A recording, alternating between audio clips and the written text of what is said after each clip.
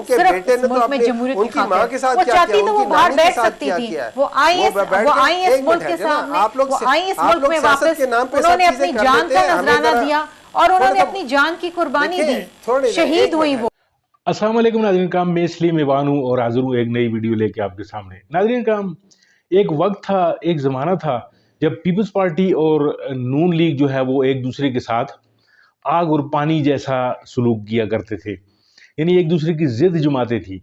लेकिन फिर जब नाज़रीन काम इनको पीछे से जब जो कहते हैं ना ताकतवरों का जब जोर आया, तो फिर ये एक दूसरे के सारे मुखालफतें बुलाकर शीर व शक्कर होकर बैठी हुई हैं और एक दूसरे के साथ जो है वो इस तरीके से इत्तेहाद में है कि जैसे कोई इनकी इख्तलाफ था ही नहीं। आप जरा ये वीडियो देखिए, फिर इसके ऊपर बात करते हैं। मुल्क के अंदर जमहूरियत बहाल करने की खातिर शहीद बीबी ने तमाम चीजें दरगुजर की और मियां नवाज शरीफ साहब के साथ मिसाक जमहूरियत किया, which is the most important document even today. आपने कोई माफी तलाफी कर ली, मौलाना साहब से माफी मांग ली? आप भूल गई हैं क्या? आप भूल गई हैं कि इन्होंने आपके जो लीडर जो इस वक्त बैठे हुए हैं उनका पेट चाक करके उनको सड़कों पे घसीटना था? आप भूल गई हैं? तो आप जिस मुंह के साथ इनके साथ बैठी हुई हैं, प्रॉब्ली शायद उसी तरह का या उससे बहुत अच्छे मुंह से हम भी बैठ सकते हैं। मेरे बारे में जो बात की जाती है, मेरे वालिद साहब के बारे में बात की जाती है, तो मैं ना माफ करती, लेकिन बीबी साहिबा वो उस पाई की लीडर थी, इतना जज्बा था उनके अंदर कि उन्होंने बीबी साहिबा को छोड़े ना, उनके बेटे ने तो अपने उनकी माँ के साथ क्या किया, तो वो बाहर बैठ सकती थी, वो आई इस मुल्क के सामने, वो आई इस मुल्क में वापस, उन्होंने अपनी जान का नजराना दिया और उन्होंने अपनी जान की कुर्बानी दी, शहीद हुई वो। कोई इस मुल्क में इस नौयत की कुर्बानी नहीं देने का सोच नहीं सकता।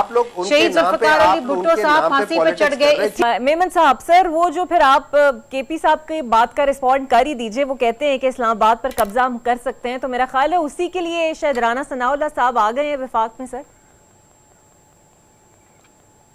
देखिए, काश ये राना सनाउल्लाह बजाय इसके कि ये मोहसिन नकवी और फैसल वावडा और काकड़ साहब को सेनेट में लाने की बजाय अपने बंदों को लाके उनको वोट दिलाते, काश ये करते। लेकिन इनके इख्तियार में तो ये एक सेक्रेटरी को नहीं बदल सकते, ये किसी को क्या वोट देंगे, ये एक अपने मर्जी का एक मिनिस्टर नहीं बना सकते, एक सेक्रेटरी नहीं बना सकते, ये उसको तो छोड़े, ये आईजी इस्लामाबाद अपनी मर्जी का नहीं लगा सकते, ये क्या करेंगे। अच्छा, अब बात आ जाती है कि मैं थोड़ी सी बात कर लेता हूँ। शर्मिला फारूकी साहबा पूछ रही थी कि ये किस मुंह से जाएंगे।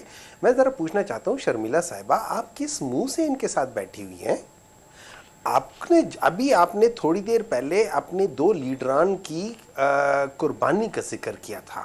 आपको पता है 1990 में ये नवाज शरीफ साहब ने ये जिना पार्क, जो आज जिना पार्क है, उस वक्त वहाँ पे खड़े होकर क्या तकरीर की थी भुट्टो के बारे में? शायद आप भूल गई हैं। आपको पता है कि 1988 में 1990 में क्या किस किस्म के इन लोगों ने आपकी बेनज़ीर साहिबा, जिनको आप शहीद कहती हैं, उनके बारे में किस किस्म की कैंपेन की थी? आप भूल गई हैं क्या? आप भूल गई हैं कि इन्होंने आपके जो लीडर जो इस वक्त बैठे हुए हैं उनका पेट चाक करके उनको सड़कों पे घसीटना था? आप भूल गई हैं?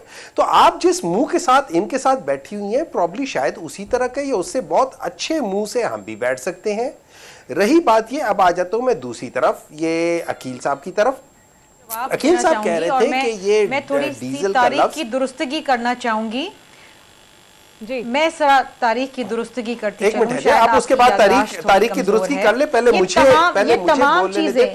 तमाम चीजें अपनी जगह दुरुस्त हैं, लेकिन इस मुल्क में जमहूरियत लाने की खातिर, इस मुल्क के अंदर जमहूरियत बहाल करने की खातिर शहीद बीबी ने तमाम चीजें दरगुजर की और मियां नवाज शरीफ साहब के साथ मिसाक जमहूरियत किया, which is the most important document even today. आपने कोई माफी तलाफी कर ली, मौलाना साहब से माफी मांग ली आपने? मौलाना साहब के साथ मिसाके जमहूरियत नंबर 2 किया है कोई? आपने माफी मांग ले एक दूसरे से। इन्होंने आपसे माफी मांगी थी? गलतियां हो जाती हैं इंसान से, माफी मांगी। बिल्कुल जी, बिल्कुल जी, बिल्कुल जी। आपस में दोनों लीडरान बैठे, अपनी अपनी गलतियों का एतराफ किया, मुफाहमत का रास्ता इख्तियार किया और आगे की जानिब चले। पॉइंट पूरा कर लेंगे जी बिल्कुल। लेकिन आप भी तारीख के जो वरक है ना वो पलट के देखें। आप समझदार हुमायूं साहब, आप समझदार आप समझते अभी सबर करें, मैं अभी बहुत सारी तारीखें मैं आपको पढ़ा के जाता हूं, ने जो लाजवाल कुर्बानी दी, शायद वो मैं उनकी जगह होती तो मैं ना दे सकती। मेरे बारे में जो बात की जाती है, मेरे वालिद साहब के बारे में बात की जाती तो मैं ना माफ करती। लेकिन बीबी साहिबा वो उस पाई की लीडर थी, इतना जज्बा था उनके अंदर कि चले बीबी साहबा को छोड़े ना, उनके बेटे ने तो अपने उनकी मां के साथ क्या किया, तो वो बाहर बैठ सकती थी। वो आई इस मुल्क के सामने, वो आई इस मुल्क में वापस, उन्होंने अपनी जान का नजराना दिया और उन्होंने अपनी जान की कुर्बानी दी, शहीद हुई वो। कोई इस मुल्क में इस नौयत की कुर्बानी नहीं देने का सोच नहीं सकता।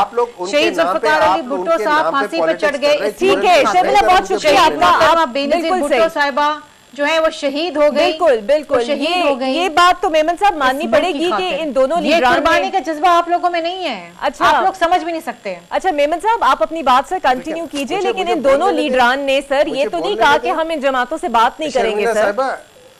शर्मिला साहिबा या बैठ के प्रोग्राम पूरा कर लें और या फिर मुझे बोल लेने दें, ठीक है ना, तो फिर उसके बाद वो कर लेते हैं। लेकिन allow me to finish my thing, क्योंकि अभी मैं जरा अकील साहब की तरफ मैंने अपना वो रुख मोड़ा है, तो मुझे उधर बोल लेने दें जी, ठीक है। अच्छा, अकील साहब कह रहे थे कि इन्होंने मौलाना फजलुर रहमान साहब का नाम डीजल रखा। ज़रा अकील साहब आप एक दफ़ा हिस्ट्री पढ़ ले। मौलाना फजलुर रहमान साहब का नाम जो था ये आपके ख्वाजा आसिफ साहब ने रखा है। ख्वाजा आसिफ साहब के सेहरा लगता है कि हर गलत नाम, हर घटिया नाम उन्होंने चुना है, उन्होंने रखा हुआ है। ये सारा वतीरा उनकी तरफ जाता होता है। माशाल्लाह वो हर जगह पे इसी तरह ही करते होते हैं। अब बात आ जाती है कि जिस तरीके से ये लोग बात करते हैं, देखिए इन लोगों ने इस मुल्क का, आप इस मुल्क की हिस्ट्री पढ़ लें, आप इस मुल्क की इकोनॉमिक हिस्ट्री पढ़ लें। इन लोगों ने असल में जो पाकिस्तान की इकोनॉमी डाउन हुई थी वो 1990 ऑनवर्ड्स हुई थी और 1996 ऑनवर्ड्स, 97 ऑनवर्ड्स बिल्कुल नोज डाइव नीचे गई है। उसके बाद कभी रिकवर नहीं हुआ। और ये वो टाइम पीरियड था जिसमें इन लोगों ने आईपीपीस के मुआहदे किए थे। इनसे बड़ा इस मुल्क को तबाह करने वाली दो पॉलिटिकल पार्टीज आज तक पैदा नहीं हुई। ठीक है, बहुत शुक्रिया सर आपका। मेमन साहब, मेरे प्रोग्राम का वक्त खत्म हो गया, लेकिन इसमें कितने बिल्कुल सही सर आपका। जी नाज़रीन किराम, वीडियो आपने मुलाहिज़ा फरमाई। वीडियो में जैसा कि आपने देखा कि हुमायूं मोहम्मद साहब जो है वो पीटीआई के एक बड़े वोकल किस्म के मेंबर हैं और अक्सर जो है वो टॉक शोज में उनको बुलाया जाता है। उनका जो है वो मौक़िफ़ ये था कि पीपल्स पार्टी की शर्मिला फारूकी साहबा जो है वो बैठी हुई हैं और इतनी डेटाई है। यही शर्मिला फारूकी साहब, अगर आप माजी की इनकी तकारीर सेनेट में या कौमी असम्बली में उठाकर देखें तो आपको वज़ाहत से पता चल जाएगा कि इनका मौक़िफ़ क्या था नून लीग के हवाले से।